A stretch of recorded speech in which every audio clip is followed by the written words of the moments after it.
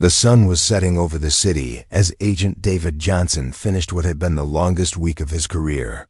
For the past 5 days, he had been living a double life, working undercover to track down a human trafficking ring that had been operating in the shadows. His real identity was buried so deep that even his closest colleagues at Homeland Security didn't know where he was or what he was doing. David pulled his black BMW out of the parking garage where he had been meeting with an informant. The meeting had gone well, and they were finally getting close to breaking the case wide open. But right now, all he wanted was to get home, take a hot shower, and forget about the dangerous world he had been living in for the past week. As he drove through the downtown area, David noticed how different everything looked from behind the wheel of his personal car. For days, he'd been driving beat-up vehicles and wearing clothes that made him blend in with the criminal underworld. Now back in his own car and wearing his usual casual clothes, he felt like himself again. The neighborhood he was driving through was one of the nicer parts of town. Large houses lined the streets, each with perfectly manicured lawns and expensive cars in the driveways. David had grown up in a neighborhood just like this one, but he knew that didn't matter to some people.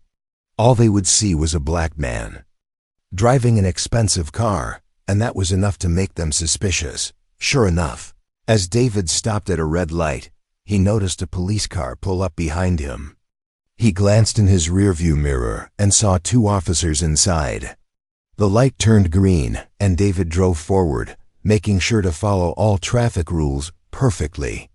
He wasn't speeding, he wasn't weaving, and he certainly wasn't doing anything that would justify being pulled over.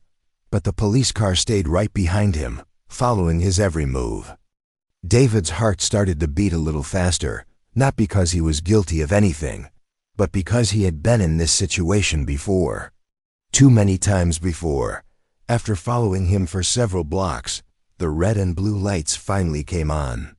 David's shoulders dropped as he heard the familiar whoop of the police siren. He pulled over to the side of the road, turned off his engine, and placed his hands on the steering wheel, where they could be clearly seen. The 2 officers got out of their car and approached his vehicle. The first officer, a shorter man with a thick mustache, walked up to the driver's side window. The second officer, taller and younger, positioned himself near the passenger side of the car. "License and registration," the first officer said without any greeting or explanation for why David had been stopped. "Of course, officer," David replied calmly. "Can you tell me why you pulled me over?" The officer's expression hardened. "Just get your license and registration." David slowly reached for his wallet, making sure to announce every movement. "I'm reaching for my wallet now," he said clearly. He handed over his driver's license and then reached into his glove compartment for his registration papers. The officer studied the documents for what seemed like forever. "This your car?" he asked. "Yes, sir, it is." "You sure about that? This is a pretty expensive car for someone your age." David felt his jaw tighten, but he kept his voice steady. "I work hard for what I have, officer." "Is there a specific reason you stopped me tonight?" The second officer, who had been walking around the car, spoke up. "We've been getting reports of suspicious activity in this neighborhood. Cars driving around, casing houses for burglaries." David almost laughed at the absurdity of it. "I was just driving home from work, officer. I live about 10 minutes from here." "What kind of work do you do?" the first officer asked, his tone suggesting he didn't believe whatever answer David might give. This was the moment David had been dreading. His real job was with Homeland Security, but he couldn't reveal that without potentially compromising the investigation he had been working on. The criminal organization he was tracking had contacts everywhere, including in local law enforcement. If word got out about his real identity, it could put not only the investigation at risk, but also the lives of innocent people. "I work in government," David said vaguely, hoping that would be enough. "Government?" the second officer repeated. "What department?"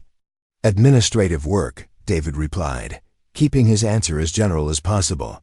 The officers looked at each other, clearly not satisfied with his responses. The first officer handed David's license back to him, but kept the registration. "We're going to need to search your vehicle," he announced. David's heart sank. "On what grounds, officer?" "I haven't done anything wrong. You're driving an expensive car in a neighborhood where there have been break-ins. You're being evasive about your employment, and frankly, you're acting nervous." "I'm not acting nervous," David said, though he could feel sweat beginning to form on his forehead. "I just want to know why I'm being treated like a criminal when I haven't done anything wrong." The second officer stepped closer to the car.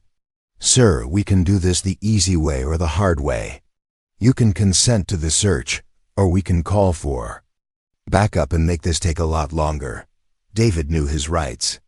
He knew he could refuse the search and demand they get a warrant. But he also knew how these situations could escalate, especially when cameras weren't rolling and no one was watching.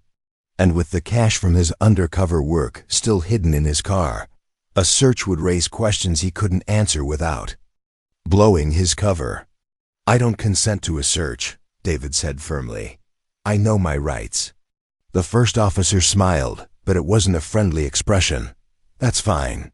We'll just call this in as suspicious behavior and let the detective sort it out downtown." As if on cue, the second officer was already on his radio, calling for backup.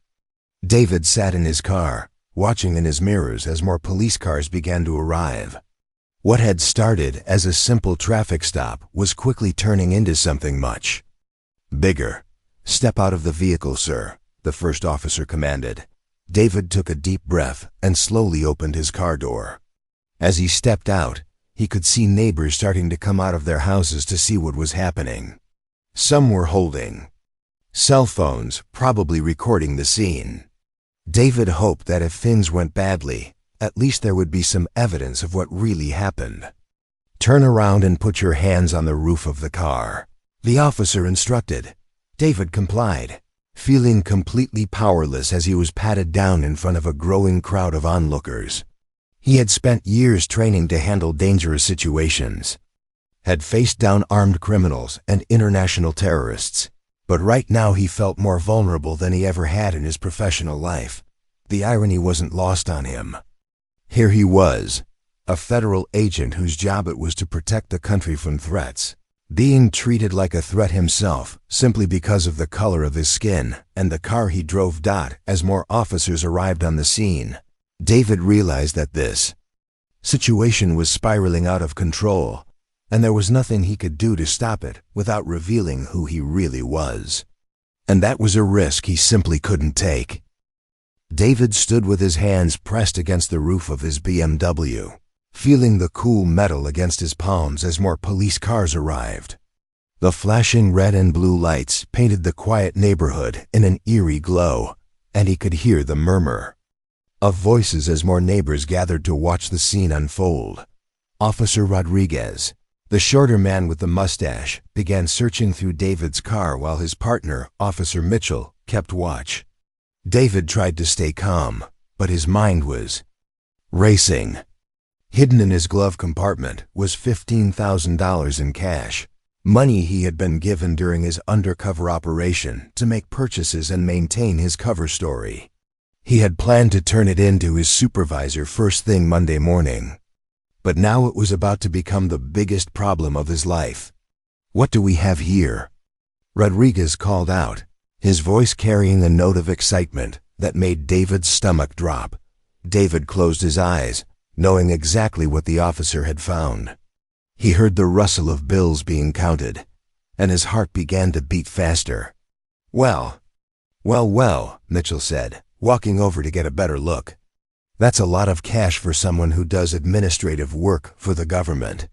Rodriguez emerged from the car holding the envelope of money, his face showing a mixture of satisfaction and suspicion.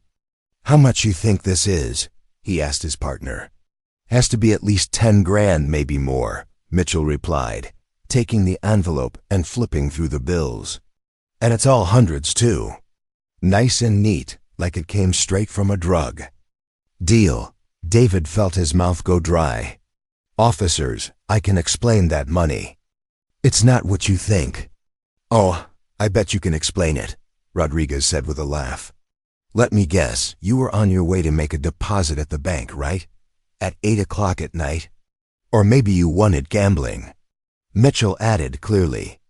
Enjoying himself. That's what they all say. David knew that anything he said would sound like a lie. How could he explain that he was carrying government money for an undercover operation without revealing classified information? How could he make them understand that he was one of the good guys when everything about this situation made him look guilty? I need to make a phone call, David said quietly.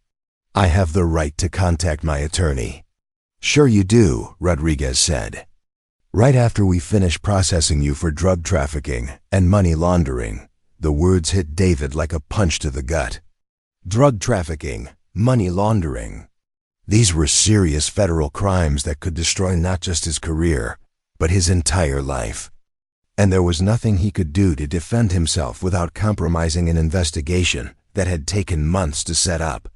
Mitchell was already on his radio, calling for a supervisor and requesting that David's car be impounded. We're going to meet a tow truck, he said into his radio. Got a vehicle seizure for suspected drug money. David felt panic rising in his chest. His car contained more than just the cash.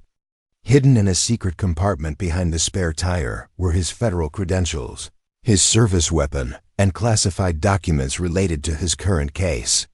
If those items were discovered during the impound process, it would blow his cover completely and potentially put innocent lives at risk. Officers, please, David said, trying to keep his voice steady. There's been a misunderstanding. If you'll just let me contact my supervisor, I can clear all of this up.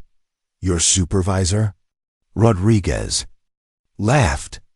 What's he going to do? Tell us more lies about where this money came from. A sergeant arrived on the scene, an older man with gray hair and tired eyes who looked like he had seen it all before. Rodriguez quickly filled him in on the situation, showing him the cash and explaining how David had been driving suspiciously through the neighborhood. The sergeant examined the money and looked David up and down. What's your story, son? He asked. David took a deep breath. This was his chance to try to de-escalate the situation without revealing his true identity. Sergeant, I work for the federal government. I can't go into specifics about my job, but that money is legitimate. If you'll allow me to contact my office, they can verify everything. Federal government, huh? The sergeant said skeptically. Doing what exactly? I'm not at liberty to discuss the details of my work, David replied, knowing how suspicious that sounded. The sergeant shook his head. Son, I've heard every story in the book, and the secret government job routine is one of the oldest. If you really work for the feds, where's your badge? Where's your ID? David's credentials were locked away in his car, exactly where he couldn't access them. It's complicated, he said weakly. I bet it is, the sergeant replied. Rodriguez, Mitchell, take him in. We'll let the detectives sort this out downtown. As the handcuffs clicked around David's wrists, he felt a sense of helplessness wash over him. He was a federal agent, trained to handle crisis situations, but he had never felt more powerless in his life. The cold metal of the handcuffs bit into his skin as Mitchell guided him toward the patrol car. Wait, David said, turning back to watch as a tow truck arrived to take his car. Where are you taking my vehicle? City impound lot, Rodriguez answered. Don't worry, you'll get it back if you can prove that money is clean. Should only take about 6 months to a year to get through the courts. David watched in horror as his BMW was loaded onto the tow truck. Everything he needed to prove his innocence was in that car, and now it was being taken away from him. The irony was almost too much to bear. He was being arrested for having money that the government had given him, and the proof of his innocence was being confiscated along with the evidence of his supposed guilt. As he was placed in the back of the patrol car, David could see the neighbors still watching from their yards and windows. Some were recording with their phones, others were just standing and staring. He wondered what they were thinking.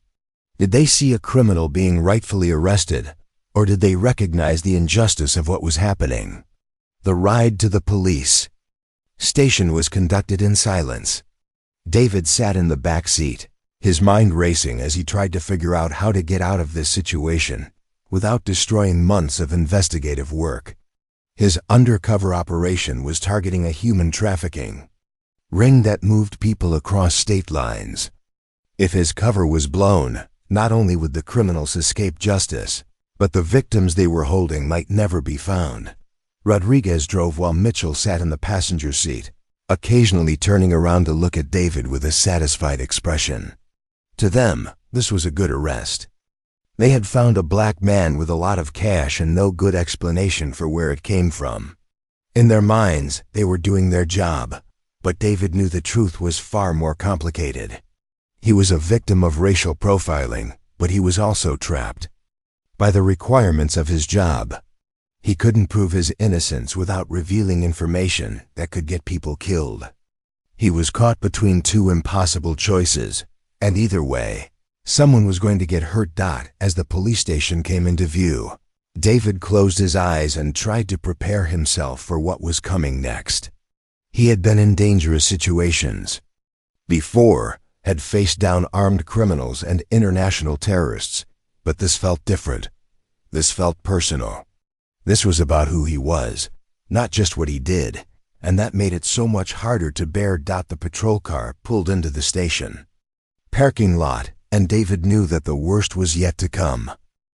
The fluorescent lights in the police station buzzed overhead as David was led through the booking process. The desk sergeant, a heavy-set man named Williams, barely looked up from his paperwork as Rodriguez explained the charges. Drug trafficking and money laundering, Rodriguez said, placing the envelope of cash on the desk. Found 15 grand in his car, all hundreds. Claims he works for the government but won't say doing what. Sergeant Williams glanced up at David with tired eyes that had seen 1,000 cases just like this one. Government work, huh? He said, not bothering to hide his skepticism. Let me guess, you're CIA, right? Or maybe FBI. David knew how this looked. He knew that every drug dealer who walked through these doors probably claimed to be working for some government agency. But knowing that didn't make the situation any less frustrating. I need to make a phone call, David said calmly. That's my right. Sure is, Williams replied, going back to his paperwork. You'll get your call after we finish processing you. Sit tight. The booking process seemed to take forever. David's fingerprints were taken, his photo was snapped, and his personal belongings were cataloged and stored. With each step, he felt himself sinking deeper into a system that saw him as just another criminal, another statistic. When they finally led him to the holding cell, David was surprised to find it wasn't empty. A young man, probably in his early 20s, sat on one of the metal benches. He looked up when David entered, sizing him up quickly before going back to staring at the floor. What are you in for? The young man asked after a few minutes of silence. David sat down on the opposite bench, keeping his distance. Wrong place, wrong time, he said simply.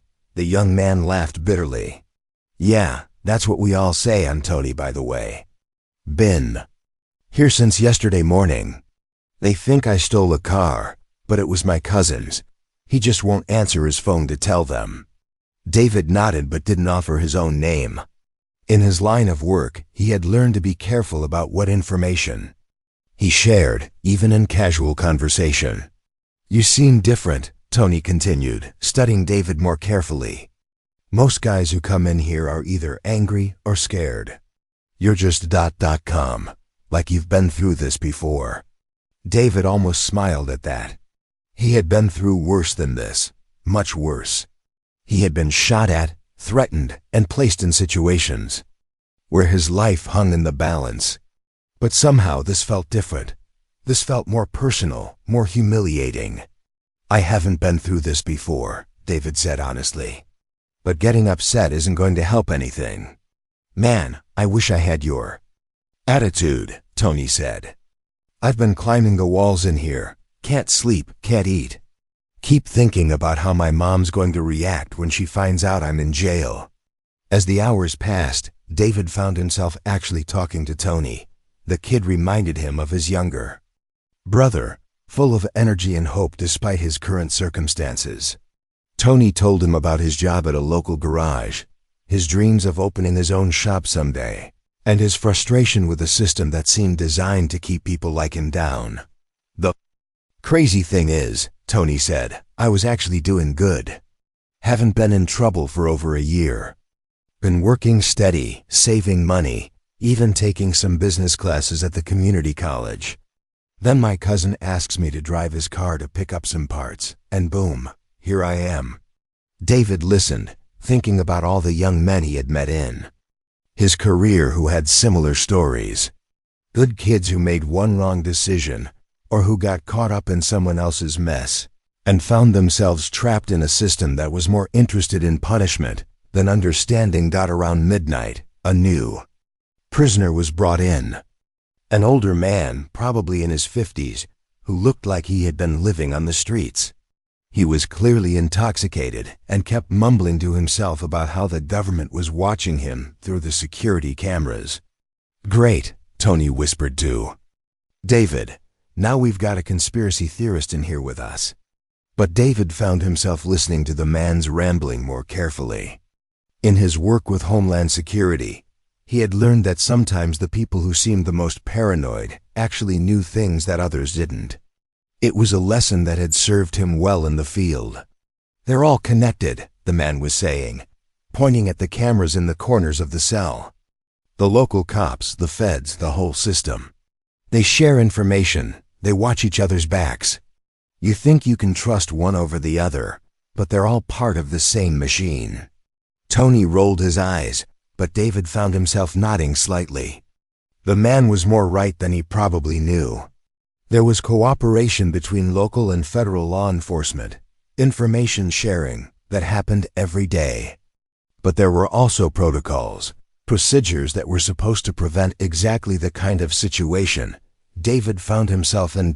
As the night wore on, David tried to sleep but couldn't stop his mind from racing. He kept thinking about the investigation he was supposed to be working on, the victims who were counting on him to find them. Every hour he spent in this cell was an hour that the traffickers had to move their operation, to disappear with their victims. He also thought about his supervisor, Agent Director Reynolds, who would be expecting a report first thing Monday morning. When David didn't show up, Reynolds would start looking for him, but it might take days to track him down through the local system. And by then, who knew what damage would be done to the investigation? Around 3 in the morning, Tony finally fell asleep, but David remained wide awake. He found himself thinking about his father, who had been a police officer for 30 years. His dad had always taught him to respect law enforcement, to understand that most officers were good people trying to do a difficult job, but his father had also warned him about situations like this, about how quickly things could go wrong when assumptions were made based on appearance rather than facts. "The badge doesn't make you immune to prejudice," his father had told him once. "And sometimes the people who are supposed to protect you are the ones you need protection from." At the time, David had thought his father was being overly cautious, maybe even paranoid. Now sitting in a holding cell for a crime he didn't commit, he understood exactly what his father had meant. The drunk man in the corner had finally quieted down, but David could still hear him muttering occasionally. At one point, the man looked directly at him and said, "You're not what you seem, are you?" David didn't answer, but the question stuck with him. None of them were what they seemed. Tony wasn't a car thief. He was a young man trying to build a better life.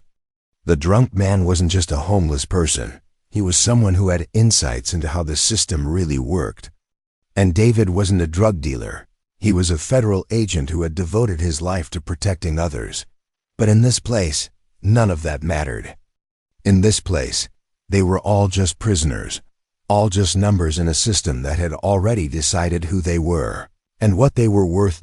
As dawn began to break outside the small window of the holding cell, David realized that his only hope was that someone somewhere would look beyond the surface and see the truth.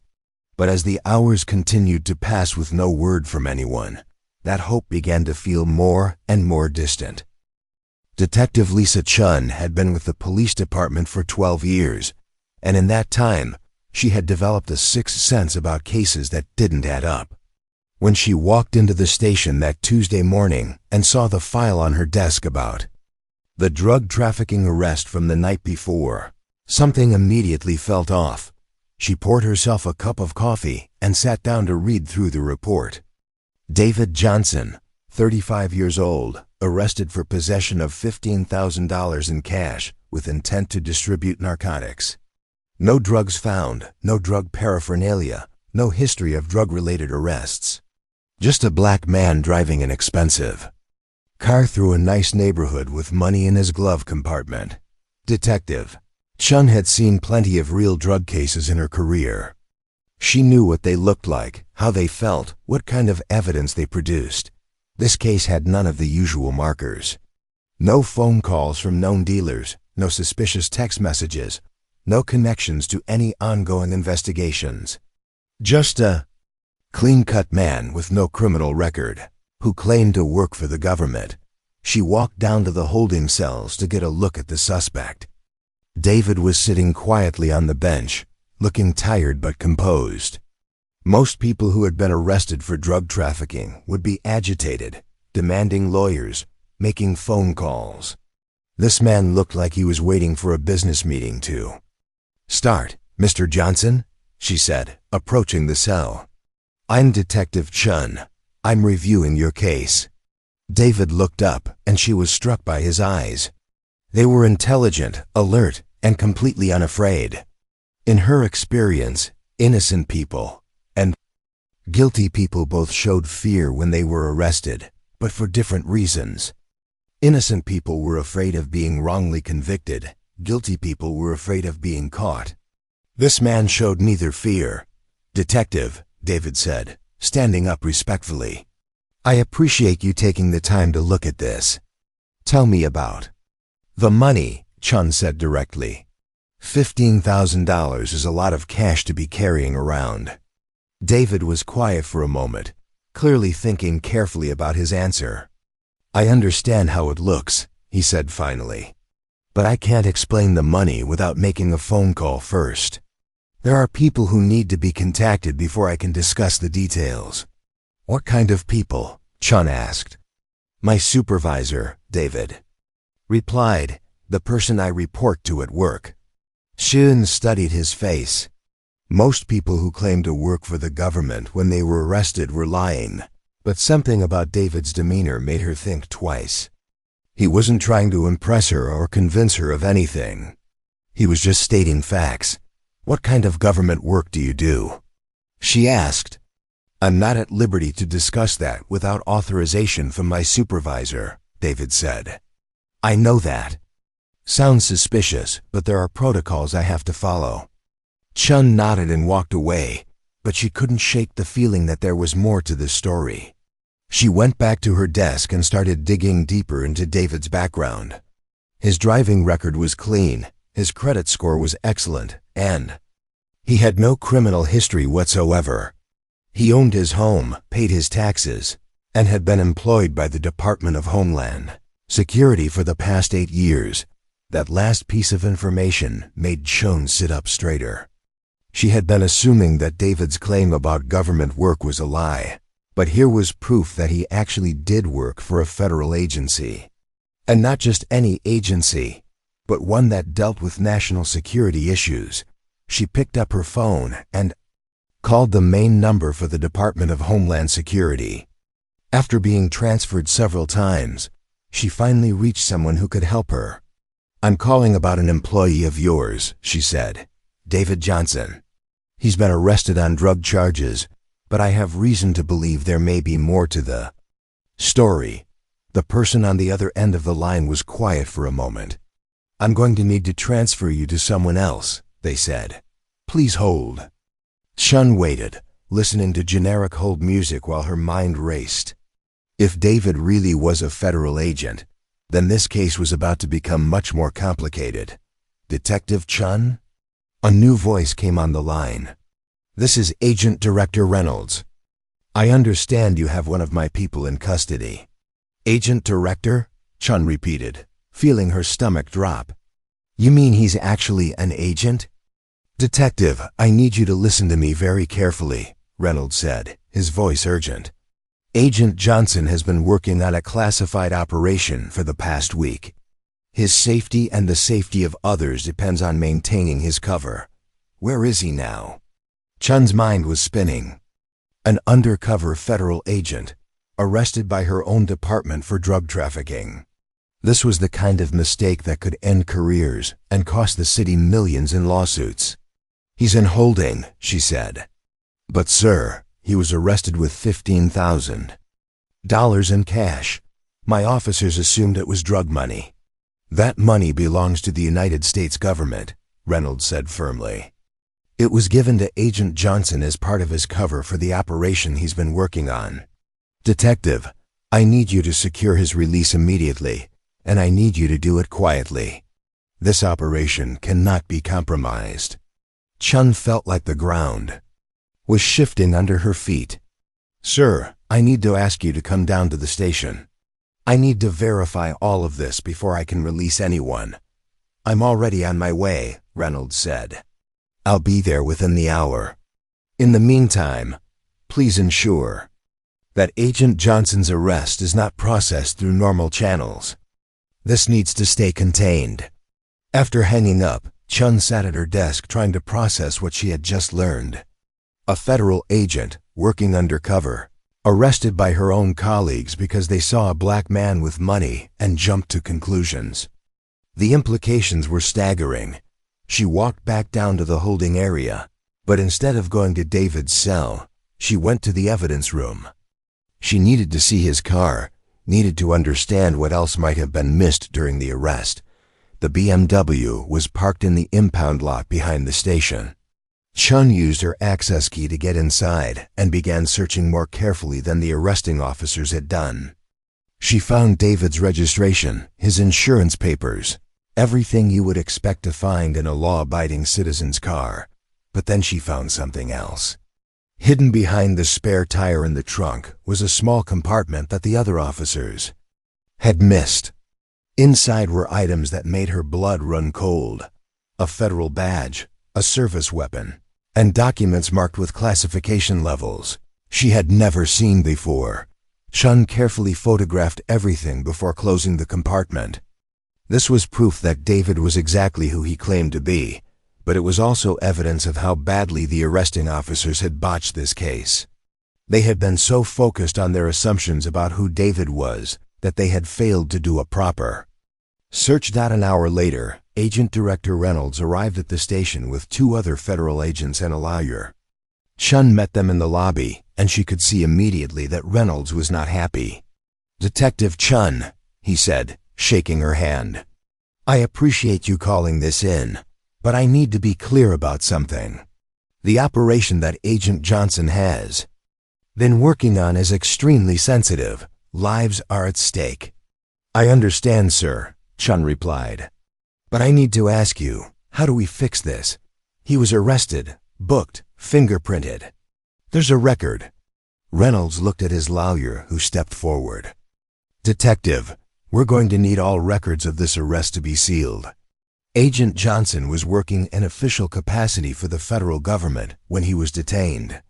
This arrest cannot appear on any database. Chun nodded, understanding the gravity of the situation.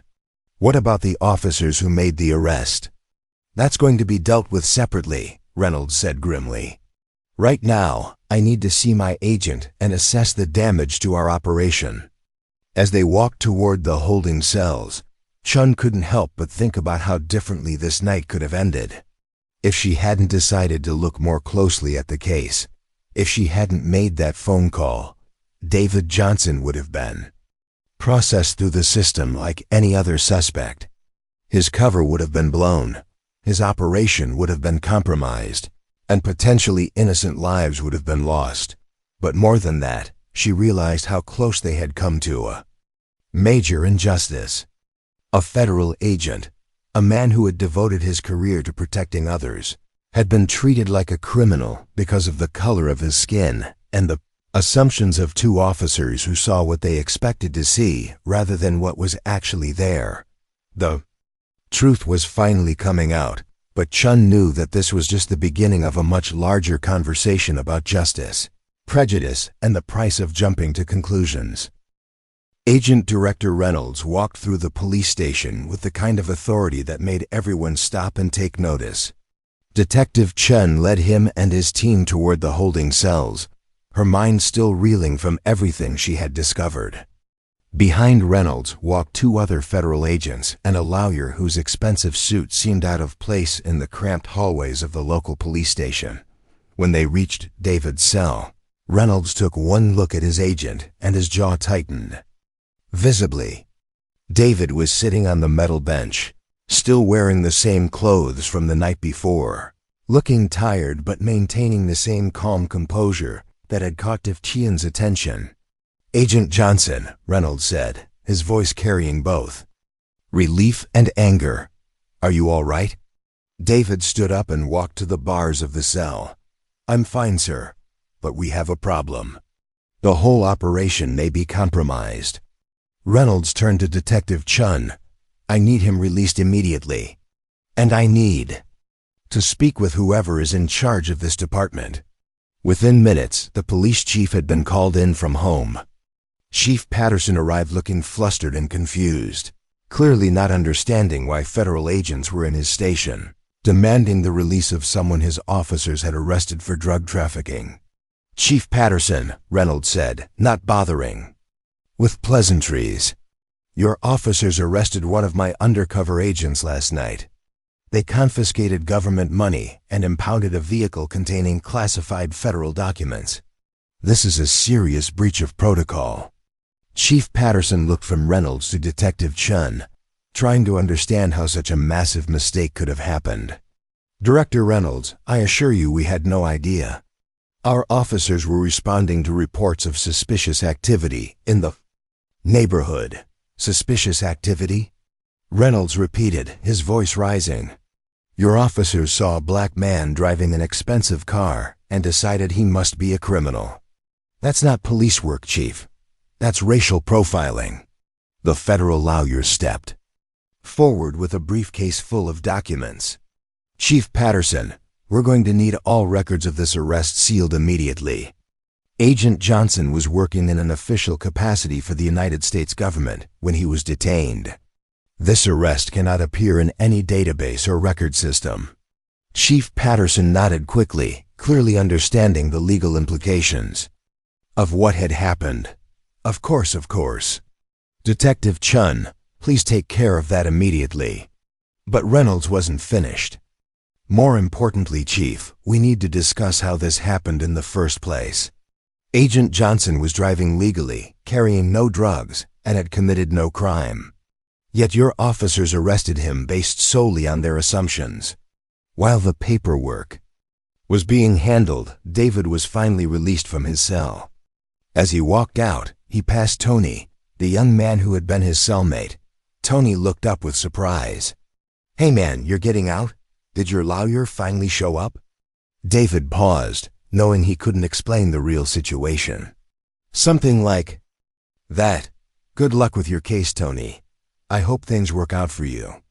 Tony smiled. "Thanks, man. You were right about staying calm. I wish I had your attitude." As David walked away, he couldn't help but think about Tony and the other people he had met in that cell. They were still trapped in a system that was often more interested in punishment than justice, while he was being released because of his federal badge. The unfairness of it bothered him more than he cared to admit. In Chief Patterson's office, a difficult conversation was taking place. Reynolds sat across from the chief while David stood nearby, finally able to speak freely about what had happened. "The operation I was working on involved a human trafficking ring," David explained. We've been tracking them for months, and we're finally close to making arrests. The money your officers found was government funds I was using to maintain my cover."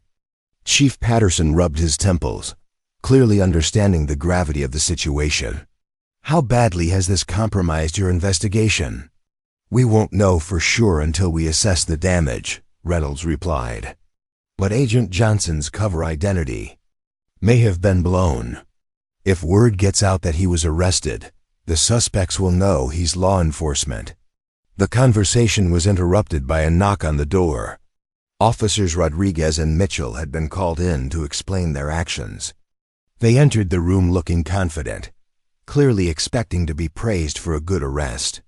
"Sir," Rodriguez said to Chief Patterson, "we heard you wanted to see us about the drug arrest from last night." Chief Patterson gestured for them to sit down. "Officers, I want you to meet Agent Director Reynolds from Homeland Security. It turns out the man you arrested last night is a federal agent." The color drained from Rodriguez's face while Mitchell looked confused. "That's impossible," Mitchell said. "He was carrying drug money. He couldn't explain where it came from." "It was government money," Reynolds said coldly. "Agent Johnson was working on a classified operation that you may have just destroyed." Rodriguez stammered, "But sir, he was driving through a nice neighborhood, acting suspicious. We had reports of break-ins." "What exactly was suspicious about his driving?" Reynolds asked. Mitchell and Rodriguez looked at each other, clearly struggling to come up with an answer that didn't sound as bad as the truth. "He was driving slowly," Mitchell finally said, "looking around a lot." "So a black man driving carefully through a neighborhood where he had every right to be somehow seemed suspicious to you?" Reynolds pressed. The room fell silent. Everyone could see where this conversation was heading, and it wasn't pleasant for anyone involved. Detective Chen, who had been quietly observing, finally spoke up. "Chief, there's something else. When I searched Agent Johnson's vehicle, I found his federal credentials and service weapon in a hidden compartment." The arresting officers missed it completely. Chief Patterson closed his eyes, realizing that this situation was even worse than he had initially thought. Not only had his officers arrested a federal agent, but they had done such a poor job of searching his vehicle that they had missed clear evidence of his identity. "Officers Rodriguez and Mitchell," Chief Patterson said formally, "you're both suspended pending a full investigation into this incident. Please turn in your badges and weapons." Rodriguez looked shocked. "Sir, we were just doing our jobs. We saw someone who looked suspicious, and we investigated." "You saw someone who looked different from what you expected in that neighborhood," Chief Patterson corrected. "And instead of doing proper police work, you made assumptions based on race and arrested an innocent man." As the officers were escorted out, Reynolds turned his attention back to the chief. "This can't happen again, Chief. We need guarantees that your department will implement better training and protocols." "Absolutely," Chief Patterson agreed. "We'll be instituting mandatory bias training for all officers, and we're going to review our procedures for traffic stops and searches." But David was thinking about more than just training programs. He was thinking about Tony, still sitting in that cell waiting for someone to believe his story. He was thinking about all the other people who didn't have federal badges to protect them when they were judged by their appearance rather than their actions. "Chief Patterson," David said, "I appreciate the policy changes you're planning to make, but I want to know what you're going to do about the cases where officers made similar assumptions, but the suspects weren't federal agents." Chief Patterson nodded slowly. "We'll be reviewing recent arrests to look for patterns of bias. If we find cases where people were wrongly charged, we'll work to correct those injustices." As the meeting concluded, David got his car back and his personal belongings were returned. But the damage to his undercover operation was already becoming clear. His contacts in the criminal organization had heard about his arrest through their network and local law enforcement. His cover was blown, and months of careful work had been destroyed. Later that evening, David sat in his apartment, finally able to shower and change clothes. He thought about calling his father, the retired police officer who had warned him about situations exactly like this one. But he wasn't ready for that conversation yet. Instead, he thought about the future. The trafficking investigation would have to be rebuilt from scratch, which meant more victims would suffer while they worked to develop new leads. Officers Rodriguez and Mitchell would face disciplinary action, but they would probably be back on the street within a few months. And somewhere in the city, there were probably other Tonys sitting in cells, waiting for someone to believe their stories, waiting for someone to look beyond the surface and see the truth. David realized that his experience had taught him something important about the system he had spent his career serving. Justice wasn't just about catching the bad guys. It was also about making sure that good people weren't destroyed by the very system that was supposed to protect them. The next morning, David would return to work and start rebuilding his investigation. But he would never forget the feeling of being powerless, of being judged by his appearance rather than his character. And he would carry that knowledge with him in every case he worked, every decision he made, and every interaction he had with the public he had sworn to serve.